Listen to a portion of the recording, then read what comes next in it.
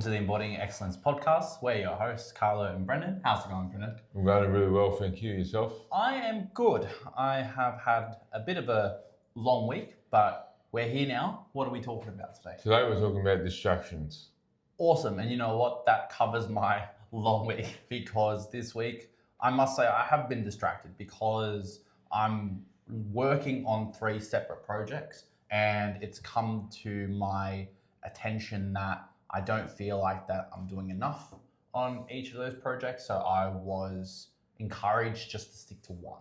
And that's a decision that I've been struggling with as well, because I feel as though that I can do all the work and I can put myself in a position where I can strategically do this at this time, allocate this time to train, allocate this time to work on this business. But then at the same time, when you're catching 2-3 rabbits, or you're chasing 2-3 rabbits, you end up catching none.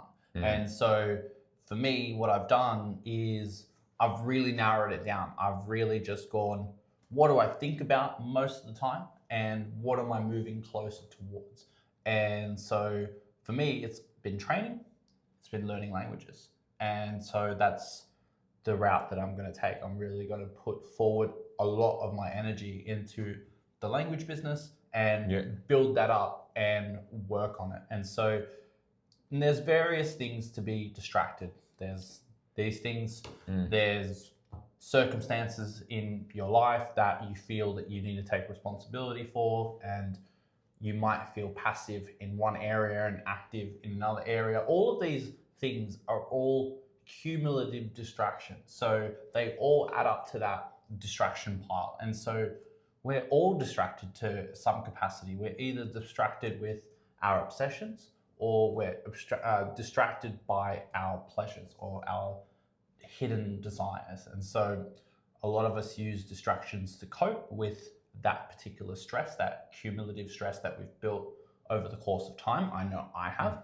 Food has been one of those eases that I've used, like one of those copes that I've used. Social media has been another one.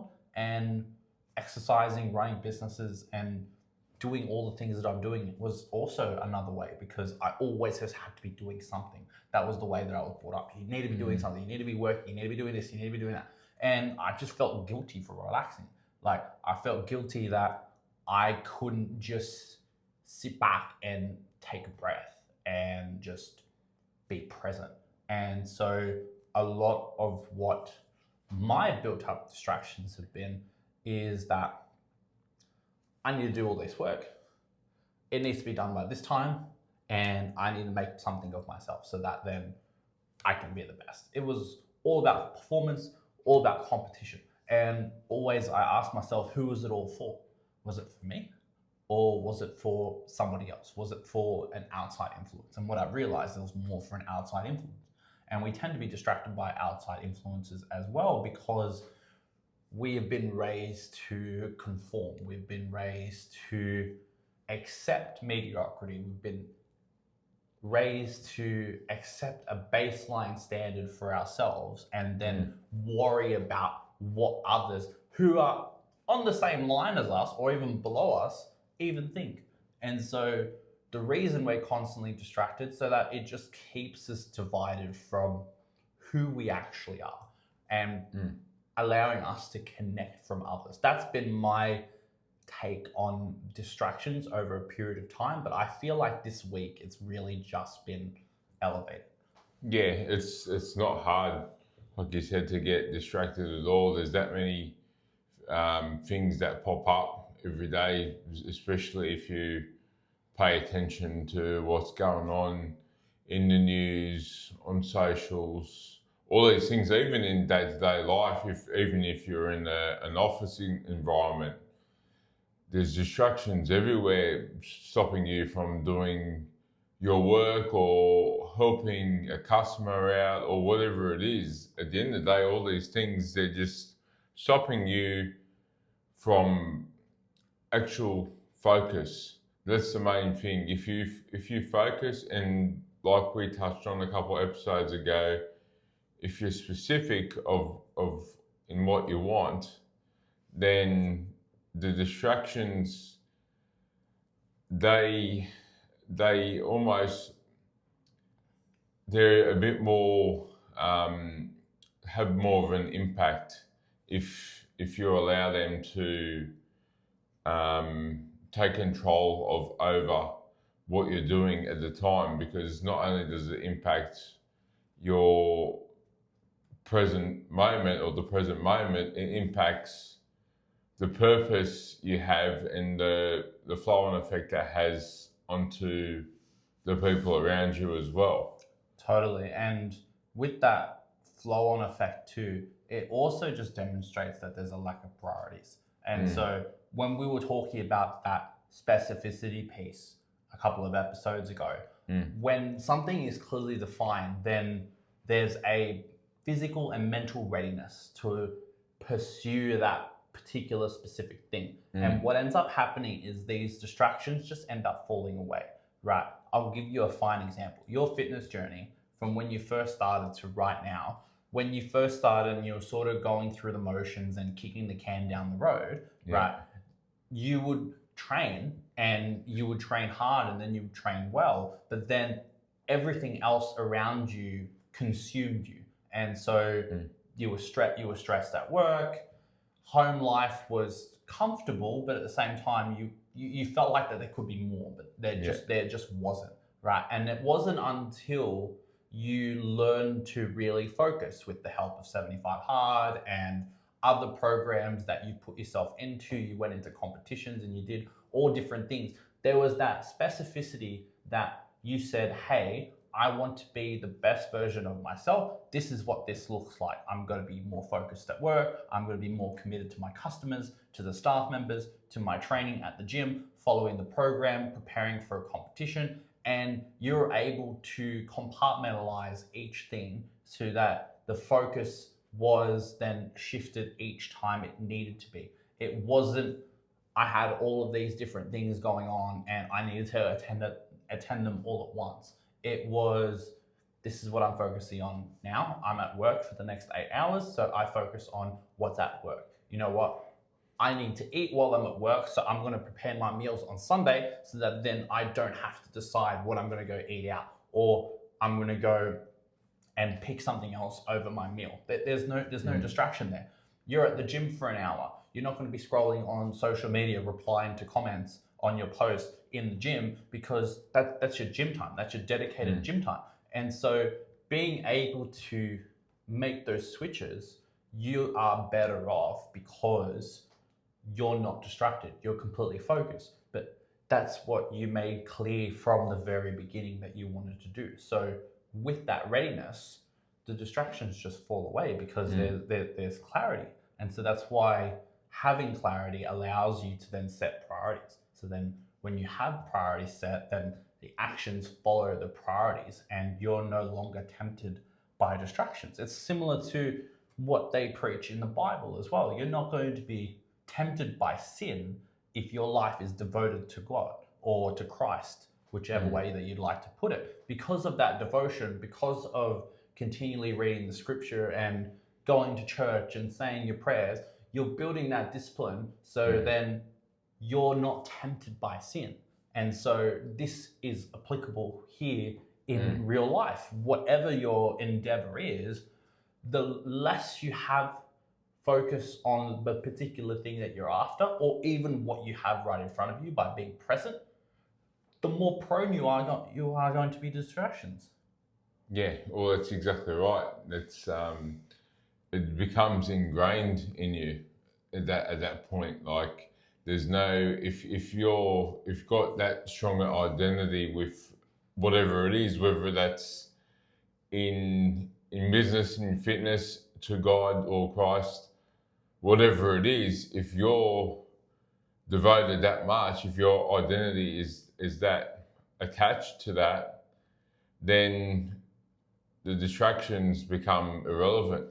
Exactly. And there was a quote by a man named Buckminster Fuller where you can't build something on top of something that you already have. You need to build it so that then the thing that you already have becomes obsolete, so that then you can transition into the new mode of being, the new identity, whatever it is. I'm paraphrasing this quote, by the way, but it's a very powerful quote where you see that, hey, I've got this identity that I'm holding on to. I'm trying to shift into this new identity, but I'm still behaving like the person in the old identity. So therefore, I need to take little steps in this new identity so that then when that becomes enough, the old one becomes obsolete because you're no longer afraid to let that go.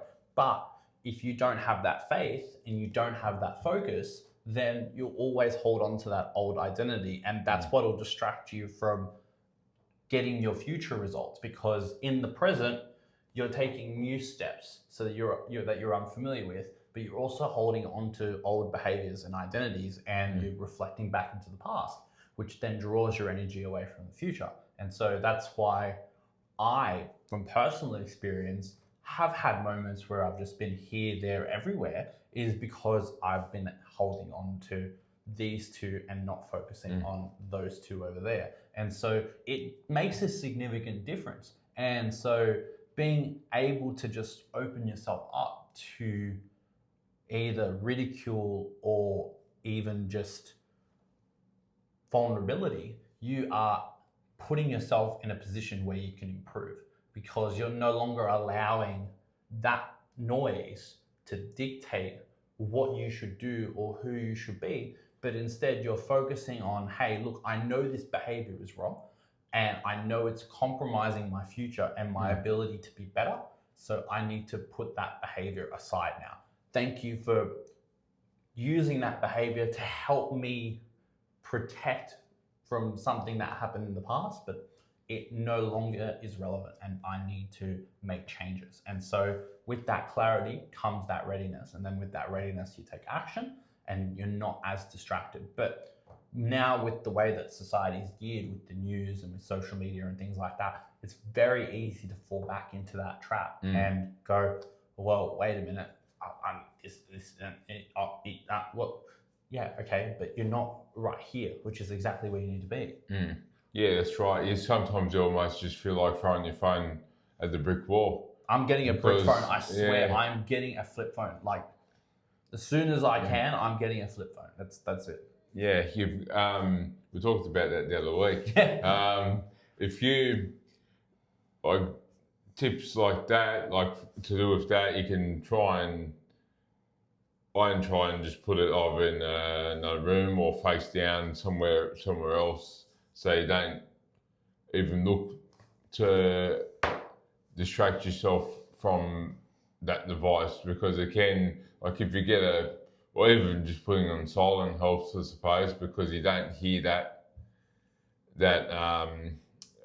message notification. Goes back to your dopamine hit that we spoke about a few weeks ago as well.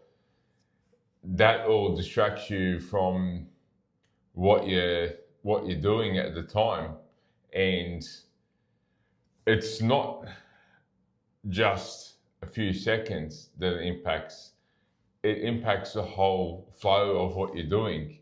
That few seconds can cost you minutes, like a lot more minutes than you realise. It's cost me years. Let me say that. It's cost me years. Yeah, but at the time, I'm just talking about like that particular moment in time.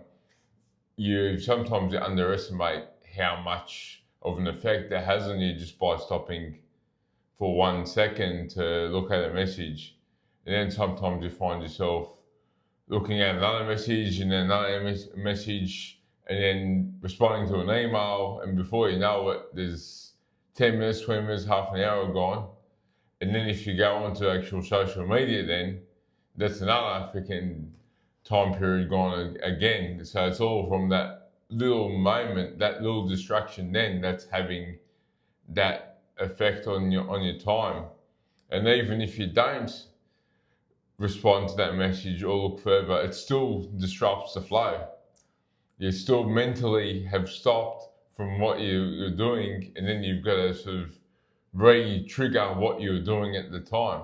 So it's one of them big things you got to try and just eliminate completely if you can, like moving it away from you, or just being mentally strong enough just to let it let it go and just keep going. It's a big disruptor. Yeah. And the thing too, though, is that there are plenty of big disruptors, and it's almost congruent to a traumatic event happening. So you live your life, but then you receive a phone call, right, and you find out that a relative's died, right, and you were really close with this relative, and all of a sudden it just completely plummets your day, right, and you have these feelings of nostalgia, you have these feelings of you're missing the particular relative and you wish they hadn't gone so soon, you wish you spent time and everything else. All of these melancholic feelings that you're feeling, right, towards this relative passing away. Before social media, and as big as the disruptor it is, that particular feeling was only really reserved for relatives passing away or something really traumatic happening. But now with social media and the way that the news cycle works, you're getting these feelings all the time. You watch the state of affairs happening halfway across the globe and you go, what the freaking heck, right? You see the Epstein files and you go, what the fuck? And all of these feelings of melancholy and sadness and anger just all swell up within you, and you feel even angrier because you don't do anything about it, or you don't see anyone really taking a particular interest in it because they're pretty taboo topics to even bring up. And you just wonder what the hell is wrong with everyone. And you have this feeling all the time. And this particular feeling, then it cycles and then it's embedded into your identity. It's embedded into your subconscious. It's a lot of the reason why people are so bitter is because they don't pay attention. They don't pay attention to how these thoughts translate into both their feelings and their identity and how it shapes their behavior and the decisions that they make. And so by consistently distracting yourself all the time, you're allowing yourself to be a tool and to be used in a way that's not going to benefit you in any way. But then also at the same time, all of this time is passing and it's not coming back. And like I said, I've wasted years on social media being distracted. And it's been painful to realize as I lay in bed after a Netflix binge going, why the fuck am I doing this, right? And because it's been so ingrained in behavior from a previous identity of mine, then it's still something that I haven't let go of. And every night I go, man, this needs to stop. Like, I'm cooked. Like, if I don't stop doing this, then it's a big problem. And so understanding that you being distracted is part of something much bigger than just the distraction itself. It's something that you're projecting from within, either that you're unwilling to face and acknowledge, or something that you're not even aware of yet. And so by distracting yourself, you only take yourself further away from becoming more aware of what's going on within. And until you face that and you acknowledge the shame and the guilt and whichever other feelings are mixed up in there, you're going to remain distracted, and it's going to be much harder for you to restrain yourself from pulling your phone up when you're out, or pulling your phone up when you hear a notification, or even just pulling your phone up when you're just trying to relax, when you're just sitting there going, oh, nothing's happening. I'm just gonna pick up my phone, right? Like, people go to the toilet with their phones, right? I know family members that would sit in the toilet for half an hour, 40 minutes, an hour, just on their phones, right? I know I do it occasionally, but at the same time, it's like, dude, this is your time, this is your life, and you only get one of it, right? And the time that is used for distractions isn't coming back. As much as the time is used for productivity, that time's not coming back either. But at least with productivity, you make an advance of yourself. Yeah, it's moving somewhere. Yeah. Correct, yeah. Whether you're distracted, you get momentary pleasure. But then that feeling afterwards of, oh my God, why did I just waste 7 hours on Netflix? Like, that's a horrible feeling to bear. And every night, for something that doesn't mean anything except for your pleasure. That's why hedonism isn't all what it makes it out to be. Like the Dan Bilzerians and the Andrew Tates and like those guys that have this muse that living a certain way will help you feel better. I just think that that sort of life is a distraction as well. It's fun temporarily, but then it really has no substance. It has no backbone. So again, it's ultimately a distraction. And so if you're remaining focused on your purpose, on your mission, whatever that might be, the likelihood of you being distracted is much lower than if you don't really have a purpose and you're just wandering aimlessly. Yeah, absolutely. And without that purpose, there's no like you're spending a lot of time. People just spend their whole day at work bitching about stuff all the time, and then they're in a rush to go home to do absolutely nothing. At the end of the day, do nothing but distract themselves to what they actually need to do, what they need to address, what they need to set themselves to do to get better and just improve and not have as much of a reason to complain all day. Yeah, and I think there's that many. At the end of the day, they're all these things are just stopping people from addressing. Well, if you fight for your limitations, you get to keep right. And people are fighting for their limitations. They're like, oh, I don't have time to do this. Or, I don't have enough money to do this.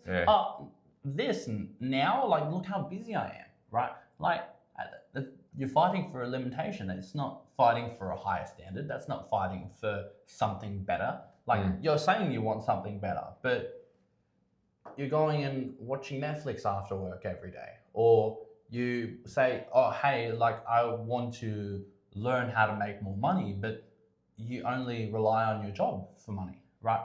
Like, the things that you say and the things that you do aren't in alignment with one another. And so obviously you're going to complain, because it's much easier to complain and do nothing than not complain and do something, because it feels good to complain. Oh, I got that off my chest, right? Well, no, you didn't. All you did was just you vented it to somebody else who probably doesn't care either, but they're just being polite. And it's back on your chest soon enough, because you keep putting arbitrary pressure on yourself to perform when in reality you don't really want the thing that you say that you want. And instead of being honest about it, you go and bitch how you don't have enough, or you go and bitch that everything in your life is fucked, whatever it might be, right? And that doesn't work. And you probably figured that out by now, but instead you just remain too distracted with social media, with the sport, with the news, with whatever's going on that probably has nothing to do with you and doesn't affect you in any way.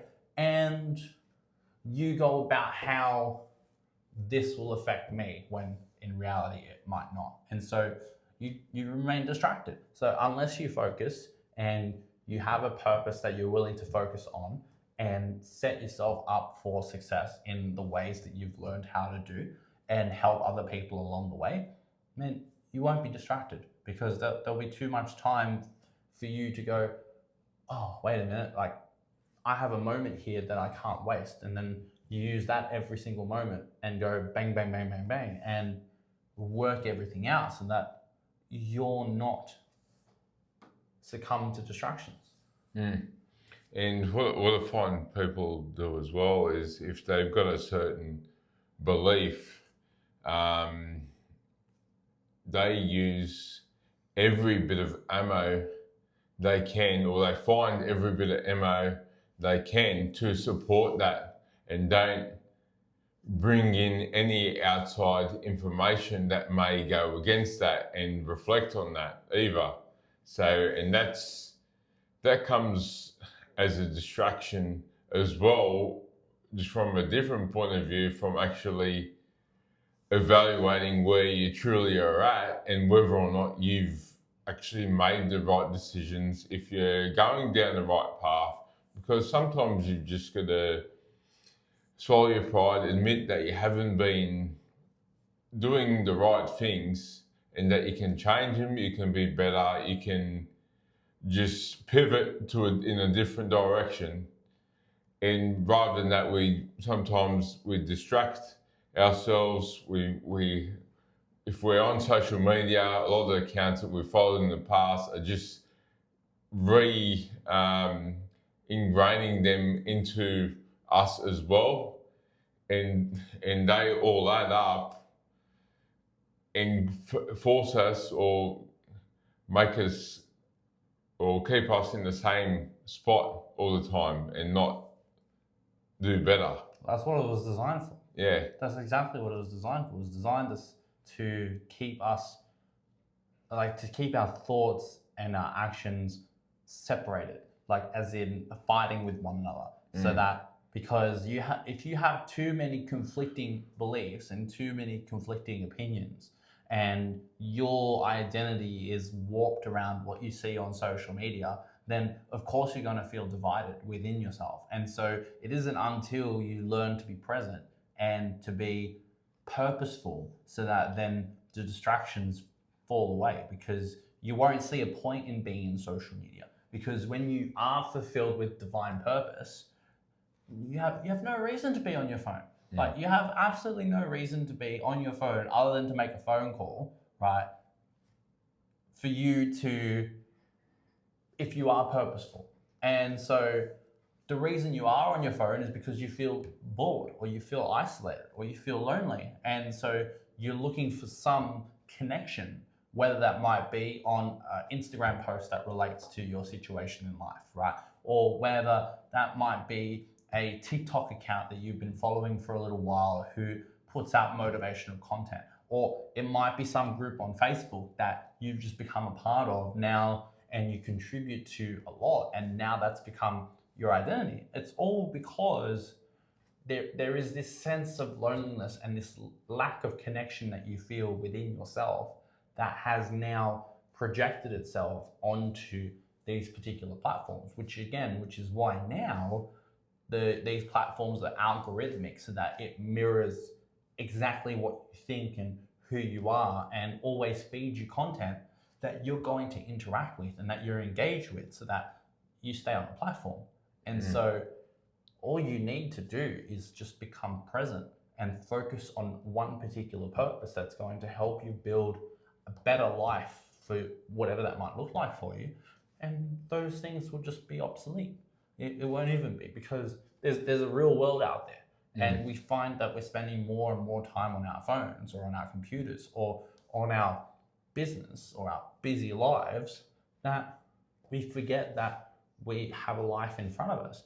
And so there was a quote by a man named Jim Rohn, and he said that don't be too busy making a living that you forget to make a life, right? And that's all of what we've been distracted by, this desire to make a better living, to have better lifestyle choices, to have more options and build and build and build and build and build. But to what end, right? We die, we pass it on to our family. Why not, right? We can help them take the next step.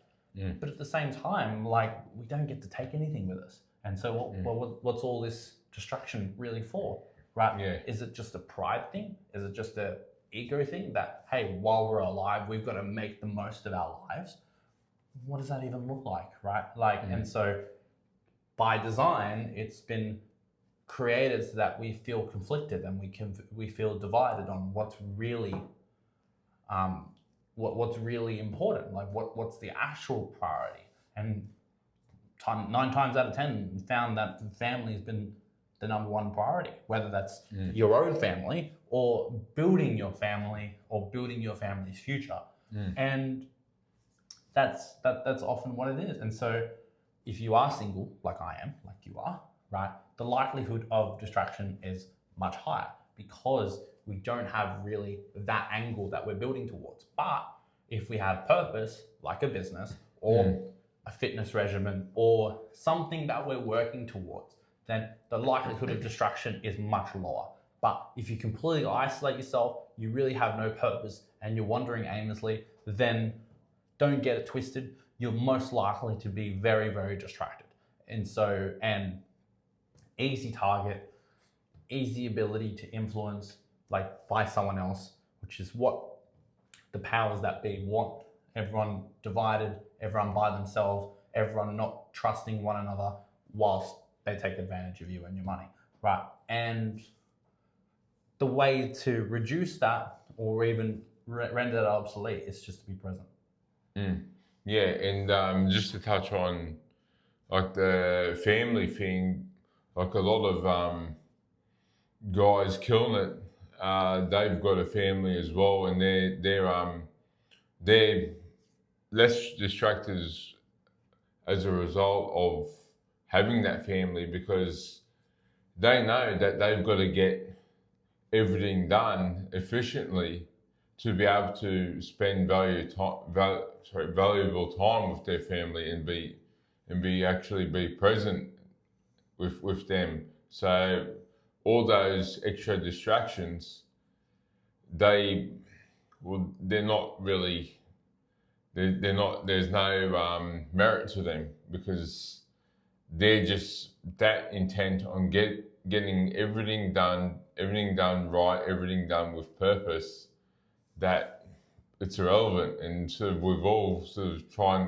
gonna have to try and take a leaf from that as well, I think, because if we just be intentful with everything where we can, then those distractions, they're not going to be a thing anymore, and we can feel better in ourselves, and we can be better for other people as a result of that. The best way to remove distractions is to starve them. And so if you starve yourself, keep your distance from distractions, the likelihood that you're going to be distracted is much lower. So a recommendation is do a fast, whether it's a food fast or a mobile phone fast, where you're not on your phone for 24 hours, 48 hours, 72 hours, however much you think you can muster, right? And just take that time just to reflect. Have a notebook with you and write down everything that just pops into your head. Because a lot of the time you're on the phone is so that you're not in your head. And then when you do remove that drug, then those withdrawals are going to be heavy. Those thoughts are going to be heavy. Write it all down. Doesn't matter how dark it is, whatever you decide, write it all down and then light it up and burn it. And you'll feel much, much better. Just write it physically on a piece of paper and then light it up and burn it. You will feel a whole lot better. It's a practice that I do probably once every quarter, where like I write on my computer, but then if I write some really dark shit, then I'll just write it on a notepad and then I'll just rip up the piece of paper and then just light it up with a lighter. And that's the end of it. And then I let that go. And I think fire is a symbol of burning and starting anew. And that's a really good, I think that's a really good process for you to try if you've never done it before.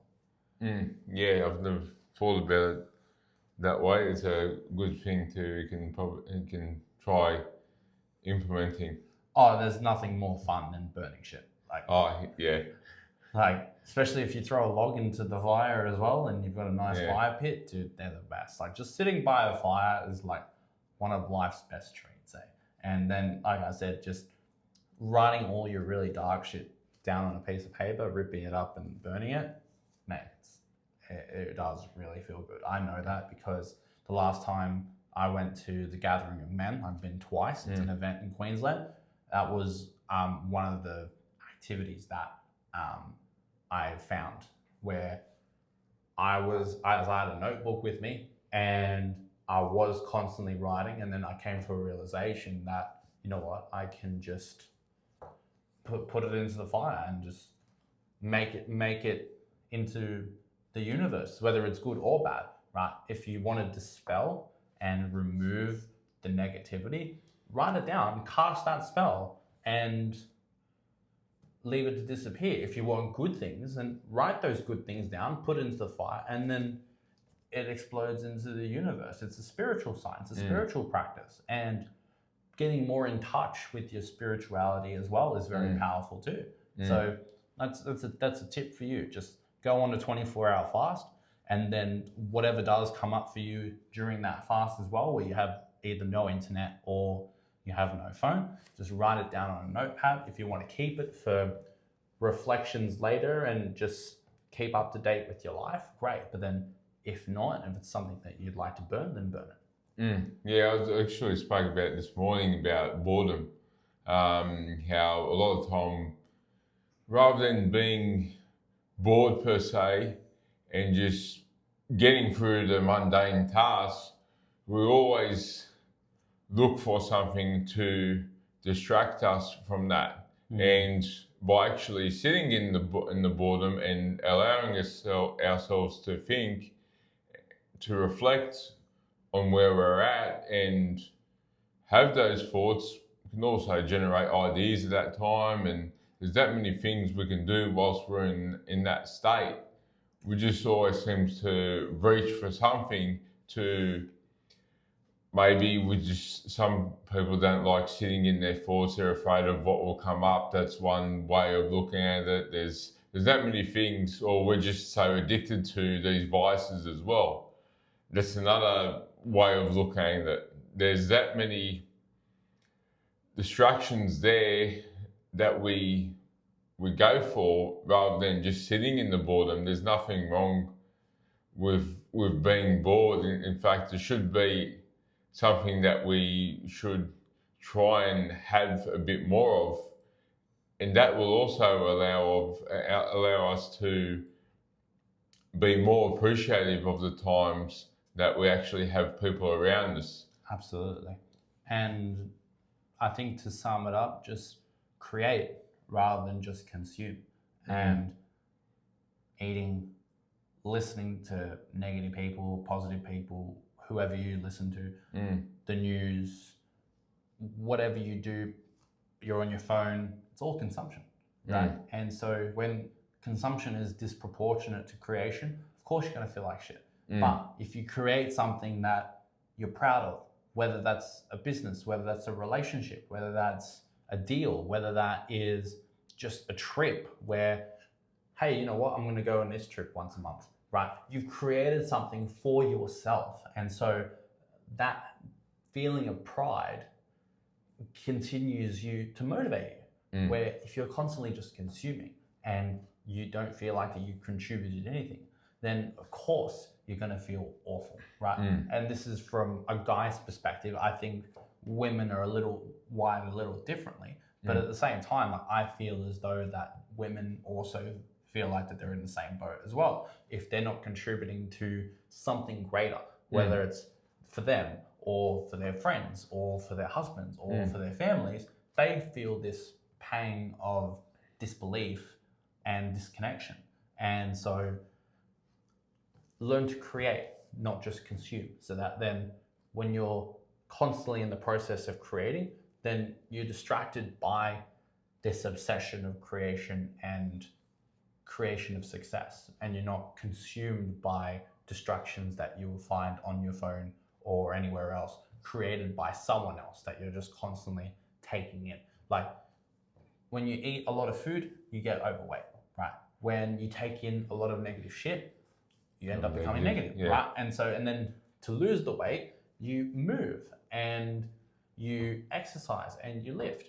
To remove the negativity, you go for walks, you meet positive people, and you start contributing to the lives and the betterment of other lives, so that then it becomes more proportionate. And so when you learn to not balance, I don't like to use the word balance, but I can't find any other word, right? But when you put them together and they're in proportion with one another, it becomes a lighter weight on you. It doesn't feel so heavy and you don't feel so disconnected. You feel way more connected and way more purposeful because you've contributed to something and not just consumed. Yeah, absolutely. I think that sums up what an episode this was. I hope you liked it. Please like, share, and subscribe. Yeah, have a great day, guys, and don't be a hoe. Share the show.